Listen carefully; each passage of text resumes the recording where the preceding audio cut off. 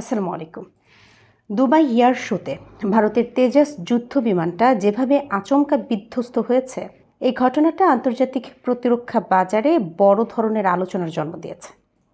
আর পরিণতি, আর্মেনিয়া তেজাস আপাতত কেনা সম্ভব নয় বলে জানিয়ে দিয়েছে।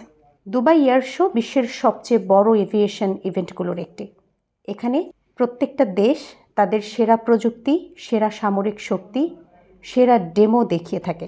কিন্তু ভারতের গর্ব নিজস্ব প্রযুক্তিতে তৈরি তেজাস এই শোতে হঠাৎই দুর্ঘটনার শিকার হয়। ভিডিওগুলো ছড়িয়ে পড়তেই নানা ধরনের প্রশ্ন বিশ্বজুড়ে ঘুরপাক খাচ্ছে। তেজাস যুদ্ধ বিমানটি ডেমো ফ্লাইটে ছিল। বলা হচ্ছে যে টেকনিক্যাল গ্লিচের কারণেই হঠাৎ করেই কন্ট্রোল হারিয়ে এই বিমানটি ভূপাতিত হয়েছে। এটা ভারতের সবচেয়ে গুরুত্বপূর্ণ ডিফেন্স এক্সপোর্ট প্রকল্পের উপর একটা বড় ধাক্কা। দুর্ঘটনার পরপরই ইসরায়েলি মিডিয়া জেরুজালেম পোস্ট এই ব্যাপারে জানিয়েছে যে আর্মেনিয়া তেজাস কেনার জন্য যে আলোচনা শুরু করেছিল সেটা এখন স্থগিত করে দিয়েছে। কারণ হিসেবে তারা নিরাপত্তা উদ্বেগ দেখিয়েছে। তাছাড়া ব্যাটল রিলায়েবিলিটির প্রশ্ন তারা তুলেছে, আর তৎক্ষণাৎ পর্যালোচনার প্রয়োজন মনে করছেন তারা।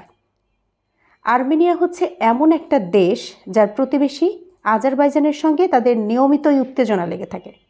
তাদের প্রয়োজন একদম নির্ভরযোগ্য ফাইটার জেট। তাই দুর্ঘটনার পর তারা এটি আর নিতে চাচ্ছে না। তারা বলছে ভারত নয়, আমরা অন্য অপশন দেখব। তেজাস ভারতের মেড ইন ইন্ডিয়া প্রজেক্টের সবচেয়ে গর্বের সামরিক প্রযুক্তি ছিল। ভারত এটার মাধ্যমে বিশ্ববাজারে নিজেদের শক্তিশালী খেলোয়াড় হিসেবে প্রতিষ্ঠা করার চেষ্টা করছিল। কিন্তু এই একটা দুর্ঘটনায় দেখিয়ে দিল যে ডিফেন্স মার্কেটে আস্থা তৈরি করা কতটা কঠিন। একটা ভুল মানেই কোটি কোটি ডলারের ডিল বাতিল হয়ে যেতে পারে। এই বিষয়টা ভারতের এক্সপোর্ট স্বপ্নে একটা বড় ধাক্কা। অন্যান্য আগ্রহী দেশও রিভিউ মোডে যেতে পারে। আর প্রতিদ্বন্দ্বী দেশ চীন, তুরস্ক এই সুযোগ কিন্তু কাজে লাগাতে পারে। আর ভারতের জন্য একটা বড় চাপ বাড়াবে এই প্রযুক্তি আপগ্রেড। এখন আসি পাকিস্তান ইস্যুতে। পাকিস্তান চীন যৌথভাবে যে JF-17 থান্ডার তৈরি করেছে, এটা নিয়ে যতই বিতর্ক থাকুক, একটা ব্যাপার এখন পরিষ্কার। দুবাই এয়ার শোতে এটা সত্যি সত্যি একেবারে বাজিমাত করেছে। যেভাবে JF-17 তার ম্যানুভার, স্টল রিকভারি, অ্যারোবেটিক্স দেখিয়েছে, এই ব্যাপারটা লাইট ওয়েট ফাইটার ক্যাটাগরিতে বর্তমানে অন্যতম সেরা পারফরমেন্স করছে।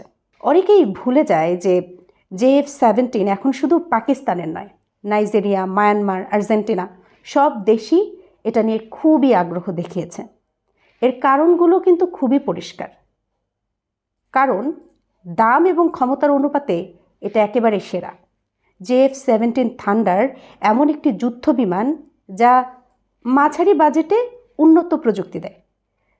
বাংলাদেশ এয়ারফোর্সের জন্য এটা কিন্তু খুবই প্র্যাকটিক্যাল। আধুনিক অস্ত্র বহনে এটা খুবই সক্ষম। Beyond visual range missile, guided bombs, anti-ship missile, অর্থাৎ এটা শুধু প্রতিরক্ষা নয়, বাংলাদেশের সাগর অঞ্চলের নিরাপত্তাতেও কার্যকর ভূমিকা রাখতে পারে। তাছাড়া দুবাই এয়ার শোতে এটা আন্তর্জাতিক স্বীকৃতি পেয়েছে। এই বছরেই দুবাই এয়ার শোতে JF-17 পারফরমেন্স অনেক দেশেরই নজর কেড়েছে। বিশেষ করে দ্রুত ওঠানামা, টাইট টার্ন আর কন্ট্রোল, এই সব কিছু দেখে বোঝা গেছে যে এটা ইতিমধ্যেই পরিণত এবং যুদ্ধ প্রমাণিত একটা প্ল্যাটফর্ম। এখন বলি বাংলাদেশ কেন আগ্রহী। বাংলাদেশ দীর্ঘদিন ধরেই অ্যাফোর্ডেবল কিন্তু আধুনিক ফাইটার জেটের সন্ধানে ছিল, যেখানে খরচটা কম হবে কিন্তু অত্যাধুনিক ফাইটার জেট পাওয়া যাবে। সেই জায়গায় JF-17 থান্ডার রক্ষণাবেক্ষণে খুবই সহজ হবে, অপারেশন খরচও কম হবে। তাছাড়া অস্ত্র সিস্টেমে খুবই আধুনিক এটা, এবং সবচেয়ে গুরুত্বপূর্ণ হলো প্রুভেন ইন কমব্যাট। এই কারণেই বাংলাদেশ এটাকে খুব সিরিয়াসলি বিবেচনা করছে। গুঞ্জন আছে যে বাংলাদেশ এটার প্রতি খুবই আগ্রহী। JF-17 থান্ডার হয়তো বিশ্বের সবচেয়ে দামি জেট নয়, কিন্তু এর পারফরমেন্স, ফায়ার পাওয়ার আর রিয়েল ওয়ার্ল্ড রিলায়েবিলিটি এই বিষয়টা প্রমাণ করেছে যে দামের চেয়ে গুণই আসল। তো আজকের এই পর্যালোচনায় একটা মেসেজই কিন্তু দেয়, ডিফেন্স মার্কেটে কথাই কিছুই হয় না, প্রমাণই আসল। তেজাসের দুর্ঘটনায় যেখানে আর্মেনিয়া পিছিয়ে গেছে, সেই জায়গায় দুবাই এয়ার শোতে JF-17 দেখিয়ে দিয়েছে যে পারফরমেন্সই জেটের আসল পরিচয়। আপনারা কি মনে করছেন, বাংলাদেশের জন্য কোনটা বেশি যুক্তিসঙ্গত? দামি কিন্তু সন্দেহজনক প্রযুক্তি, নাকি ব্যাটল প্রুভেন পরীক্ষিত JF-17 থান্ডার? কমেন্টে আপনার মতামত জানান। পরের ভিডিওতে নতুন আপডেট নিয়ে আসবো। ধন্যবাদ।